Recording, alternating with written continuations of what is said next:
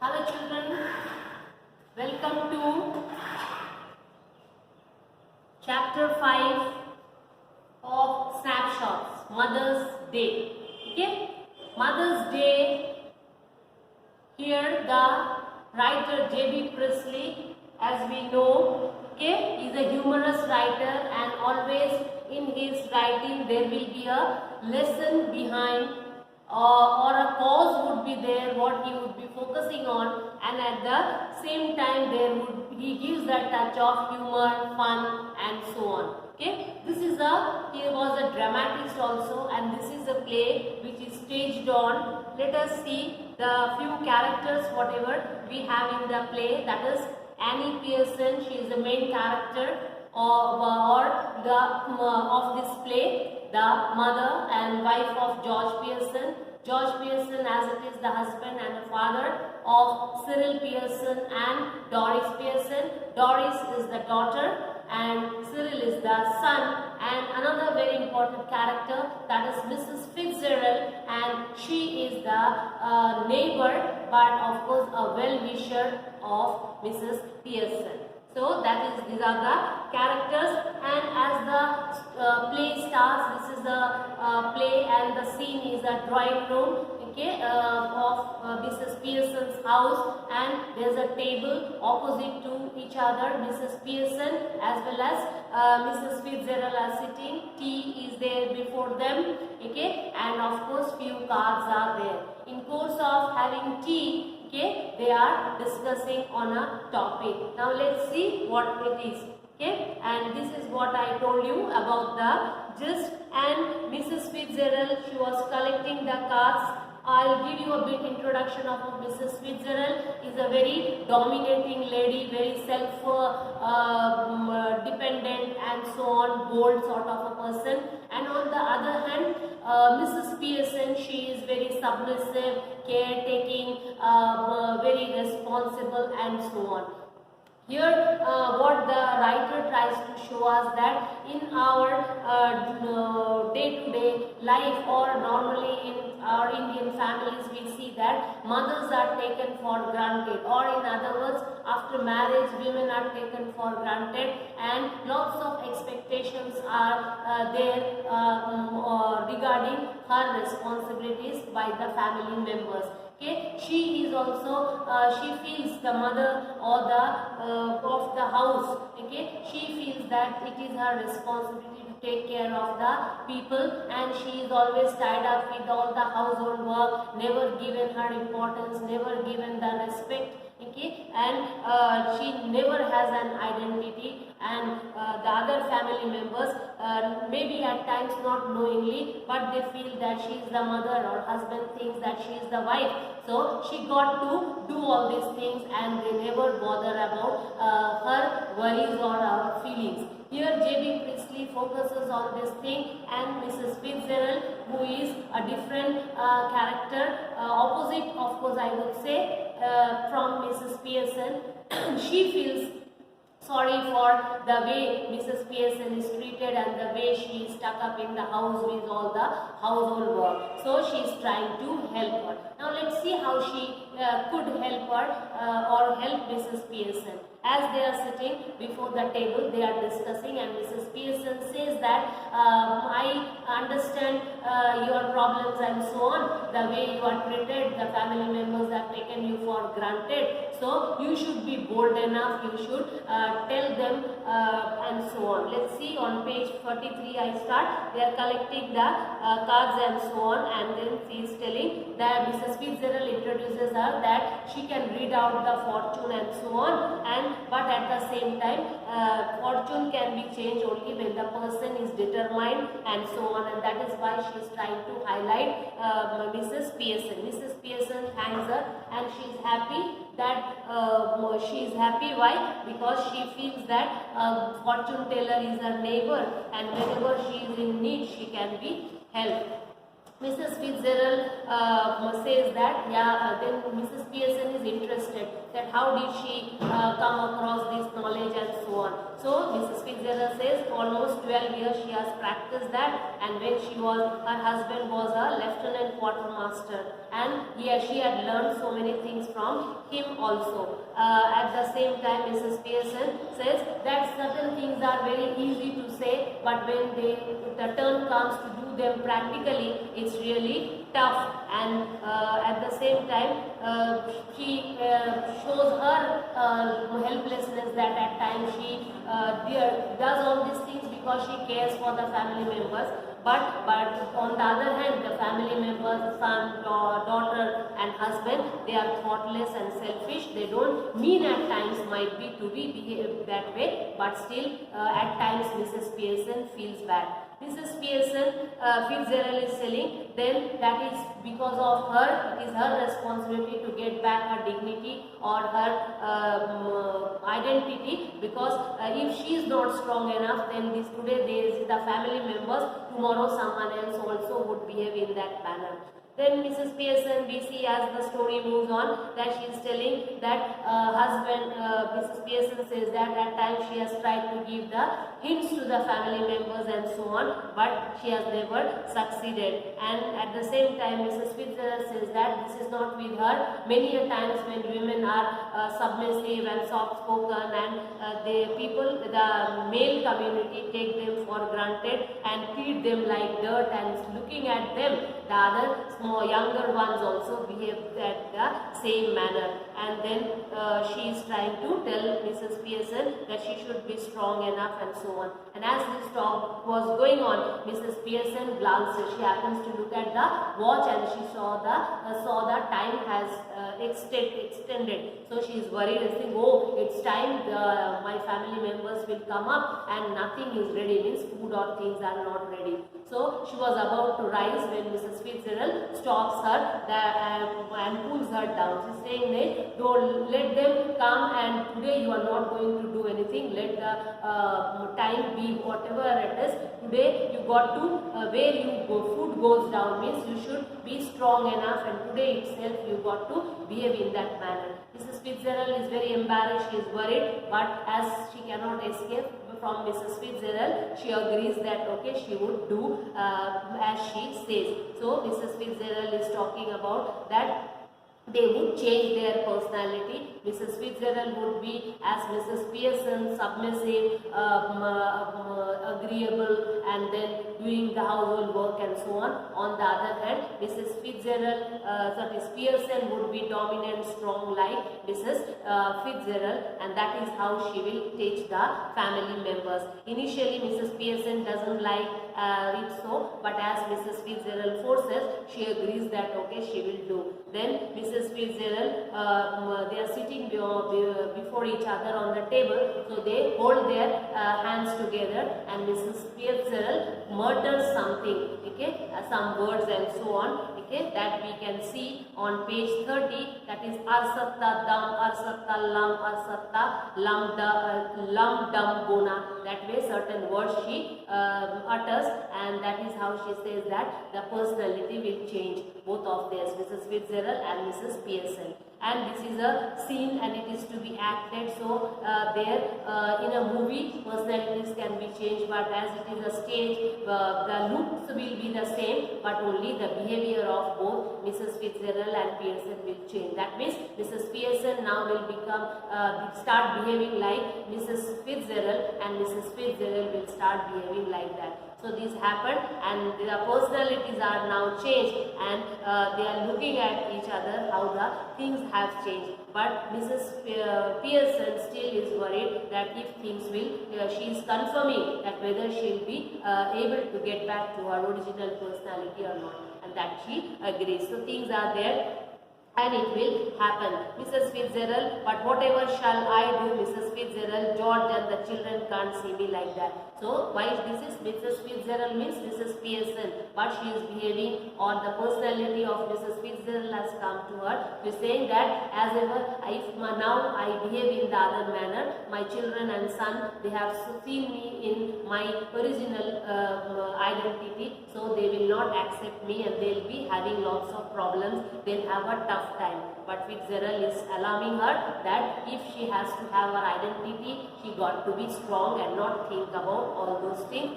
Stop worrying, and as the children and the husband get back to their responsibilities or start treating Mrs. Pearson as she should be treated, like a mother, like a wife and so on, then the things will be disclosed and the personality will be changed. So Mrs. Pearson, not likely, I got to deal with your family first, that's the idea, isn't it? Didn't know how to begin with them, you said, well, I'll show.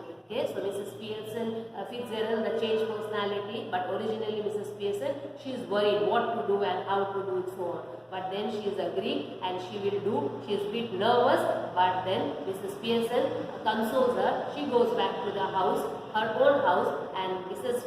Pearson, but personality is changed and she is starting behaving as Mrs. Fitzgerald.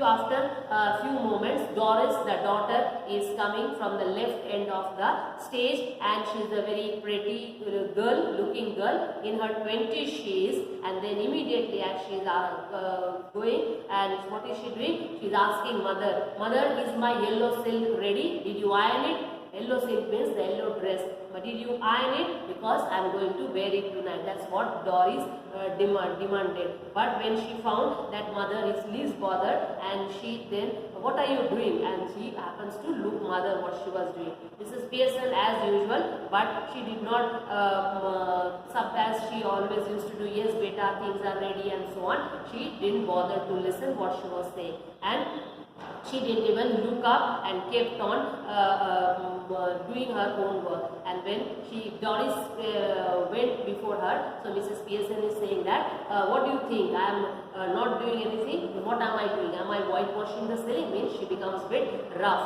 And Doris was astounded means surprised, because she has never found mother behaving in that manner. And at that time she was smoking also. She is asking, "Mother, what are you doing? Are you smoking?"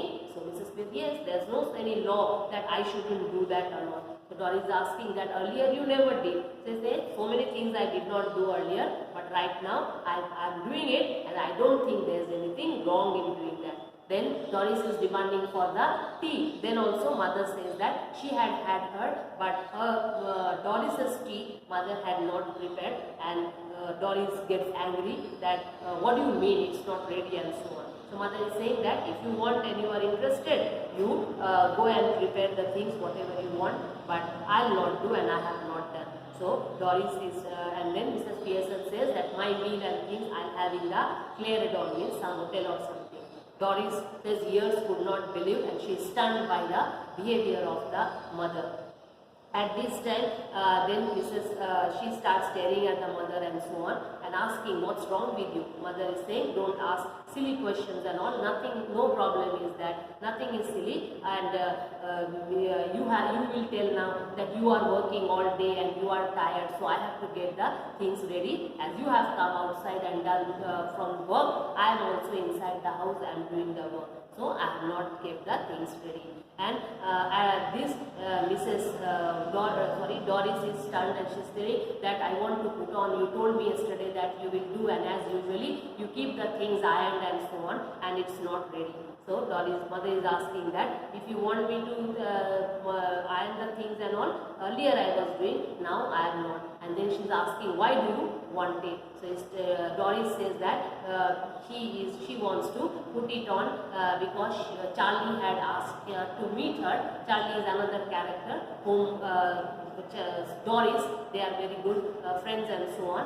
And so as Mrs. Pearson hears the name of Charlie, she taunts in that manner that, oh, that half-witted means half-brained, and that buck teeth means the one whose teeth have come out. That person, that sort of a person you want to meet. And then she says that had she been, means the Mrs. Pearson, but personality of Mrs. Fitzgerald, she's telling, had I been at your place, that sort of odd looking person, I would have been the last one to choose that sort of a person. And saying this, Doris starts crying, and she asks her mother to keep mum. And then she runs towards the left end of the stage. She goes inside, and Mrs. Pearson is giggling, chuckling, she laughs, and then starts playing with the card. After some time, Cyril the son enters, and again the same demand. He also says that if tea is ready or not. Mother was least bothered. She was fully doing whatever she wanted. I mean, she was playing the cards and so on, and she was not bothered. Seeing the mother not at all affected, Cyril also is surprised, and she is asking that, have you off-colored, means something wrong with you? Are you not keeping well or not? So mother is telling, nay, all these days I was not keeping well. Today is the first day that I feel I am in the most pleasant mood and so on. And then Cyril gets aggressive and is saying, then what's the idea then? Why are you behaving in? So Mrs. Pearson is very casual. Why? You all do. I want a change, so I have done that. Then she is saying, haven't too much time. She is saying, Mama, get the things ready. I don't have much time. So Mrs. Pearson says, you don't have time, but I have plenty of time, and so on. So this way the things goes on, and Miss Cyril says that, get me the things ready fast, because tonight I am very busy and so on. So mother also coolly says, and then Cyril is trying to make the mother remember, because he must have asked mother to keep the clothes ready or something. Some mending was required, and previous day mother must have promised that she will do that. But when Cyril was demanding that particular day, things were not ready. So he was trying to make her mother recollect that you yesterday told me, you promised me. So mother is saying, yeah, I promised, but now I am not in a mood. I don't like mending and things, so I have not done that. And then Cyril is very surprised, and he gets wild also. And what's going on? Why are you behaving in this manner? And in between, Doris also comes, and she is half wrapped in the dress, and she looks pale, and her eyes are also red. So Mrs. Pearson again taunts her, oh, you look very terrible, you are not even properly dressed and so on. So Doris moves on to the table. She is very angry, and then she is saying that don't talk about Charlie Spence and so on. I am not yet ready. I got to go get ready, and this is all your fault, because that I am looking pale, and not because you made me cry. Saying this, Cyril was curious to know what happened and so on. But because mother was before them, they could not talk. Then what happens, we see on page 40, Mrs. Pearson rises and she moves on to the kitchen because she wants to have some stout. Stout is a drink, and he had asked his son whether it is there or not. So the children were very surprised, because earlier Mrs. Pearson neither smoked nor drank. And now as she was behaving in that manner, they were surprised to see. But she goes to the kitchen, and then she gets a stout bottle in her hand, and in the glass also it is half filled. In between, when this time mother was not there, Cyril and Doris, they are talking to each other what was the problem and so on. So Doris is telling that when I also came, mother had not kept anything ready. She was behaving in that odd manner. I don't know why things are like that. Cyril also explains his problem, how mother behaved with him and so on, and they were wondering that whether something had hit mother or she had fallen down and so on. That's why she is behaving in that manner. Then do you mean she is balmy, means she has gone mad or some problem is there? Both are confused. Why?